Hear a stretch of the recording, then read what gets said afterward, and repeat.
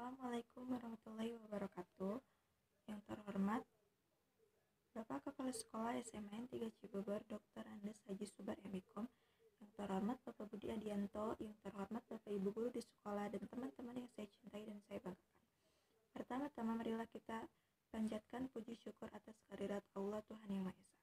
Karena dengan ridhonya kita masih bisa diberikan kesehatan jasmani hingga saat ini. Salawat serta salam semoga tetap tercurahkan kepada junjungan kita, yakni Nabi besar Muhammad SAW, kepada keluarganya, sahabatnya, serta kita selaku umatnya hingga akhir zaman. Amin. Perkenalkan, nama saya Yusri Wahyuni. Saya dari kelas 12 IS. Dirinya saya di sini, saya akan menyampaikan bagaimana peran siswa dalam menanggulangi virus COVID-19 di sekitar kita. Tak terasa, sudah 1 tahun lebih virus COVID-19 ini menyerang dunia ini. Ratusan juta jiwa terinfeksi virus COVID-19 ini. Jutaan jiwa kehilangan nyawanya akibat virus ini. Perusahaan bangkrut, para pekerja kehilangan pekerjaannya, rakyat kecil semakin tersiksa, dan kegiatan belajar mengajar pun terhambat. Agar virus ini tidak terus-menerus menyerang dunia ini, kita sebagai pelajar harus ambil besar dalam menghadapi virus COVID-19 ini. Dengan apa? Tentunya dengan menaati protokol kesehatan atau melaksanakan 3M. Menjaga jarak, mencuci tangan, dan memakai masker. Tetapi masih banyak sekali orang-orang yang menyepelekan hal tersebut. Bagaimana caranya agar orang-orang tidak menyepelekan hal ini lagi? Pertama-tama, tanamkan hal ini kepada diri kita terlebih dahulu. Seperti menjaga kesehatan, istirahat yang cukup, makan yang teratur, sering berolahraga agar imun kita baik, jika keluar wajib memakai masker, dan satu hal, tidak berkerumun atau tidak nongkrong dulu. Karena banyak sekali anak muda zaman sekarang atau para pelajar zaman sekarang yang suka nongkrong di mall, kafe, dan tempat nongkrongan lainnya tanpa mematuhi protokol kesehatan. Padahal daripada nongkrong tidak jelas, mending sekolah lagi saja. Saya selalu bertanya, kenapa tempat berkerumun seperti pasar, mall, tempat wisata sudah dibuka, tapi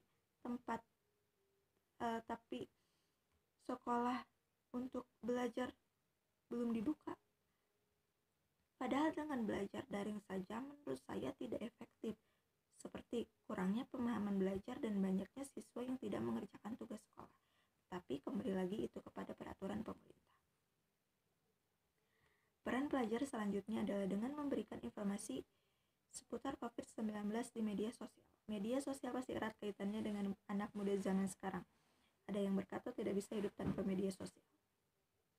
Kita sebagai pelajar yang cerdas harus cerdas pula dalam menggunakan media sosial tersebut dengan hal-hal yang positif, seperti membagikan informasi terbaru seputar COVID-19 di laman media sosial kita.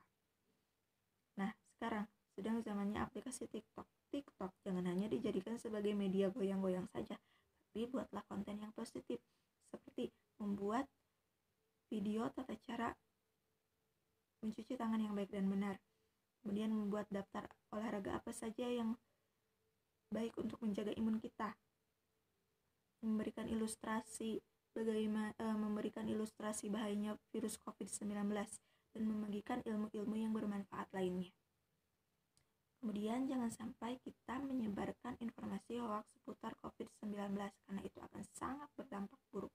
Jadi pastikan dulu informasi yang akan kita bagikan tersebut benar-benar nyata. Informasi positif yang kita ambil dari media sosial tersebut dapat kita terapkan di kehidupan di lingkungan kita sehari-hari. Kemudian membagikan informasi kepada keluarga bagaimana pentingnya tata cara menjaga kesehatan. Kita sebagai pelajar yang cerdas harus mengenali ciri-ciri atau mengenali gejala-gejala virus COVID-19. Gejala yang paling umum yaitu demam, batuk kering, dan kelelahan. Gejala yang sedikit tidak umum yaitu sakit kepala, hilangnya indera penciuman dan indera perasa, diare, mata merah, dan ruam pada kulit. Gejala yang paling serius yaitu kesulitan bernapas atau sesak napas, nyeri dada, dan hilangnya kemampuan berbicara dan bergerak. Gejala serius ini biasanya mengakibatkan pasien meninggal dunia. Coba kalian bayangkan, jika kalian atau salah satu anggota keluarga kalian terkena virus COVID-19 ini dan kemudian meninggal dunia.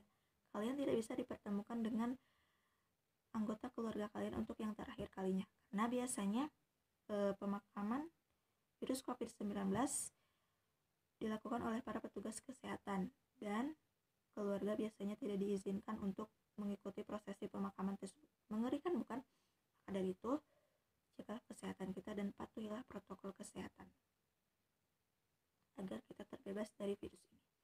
Ketika kita sedang menjalankan isolasi mandiri di rumah, isilah waktu senggang kita dengan hal-hal yang positif, seperti mendekatkan diri kepada Allah Subhanahu wa Ta'ala. Yang tadinya malas beribadah, maka rajinlah untuk beribadah kepada Sang Maha Pencipta. Berdoa kepada Allah agar virus COVID-19 ini dapat menghilang dari muka bumi ini. Ketika kita sudah menjalankan kegiatan dari luar rumah, ketika pulang, biasakan untuk tidak menyentuh atau tidak bersalaman dengan anggota keluarga kalian terlebih dahulu. Karena maksud saya, bersihkanlah tubuh kita terlebih dahulu, seperti mandi atau yang paling ringan mencuci tangan terlebih dahulu, karena bisa saja virus tersebut menempel di tubuh kita. Kemudian, jika sekolah tatap muka sudah diberlakukan kembali, kita harus tetap menaati protokol kesehatan seperti memakai masker, membawa makanan yang sehat dari rumah sendiri, membawa alat ibadah dari rumah sendiri, dan jika perlu membawa hand sanitizer. Kemudian harus tetap menjaga jarak dengan orang-orang sekitar. Walaupun vaksin sudah ada, tapi masih belum bisa membuat keadaan normal seperti semula lagi. Masih membutuhkan waktu yang cukup lama untuk membuat keadaan normal kembali. Intinya, kita harus tetap menjaga kesehatan kita dalam situasi apapun, dan semoga virus COVID-19 ini dapat segera berakhir dari dunia ini. Amin. Baiklah, cukup sekian pidato dari saya. Jika ada sisi positifnya, bisa diambil, dan jika ada sisi negatifnya, mohon untuk dihilangkan.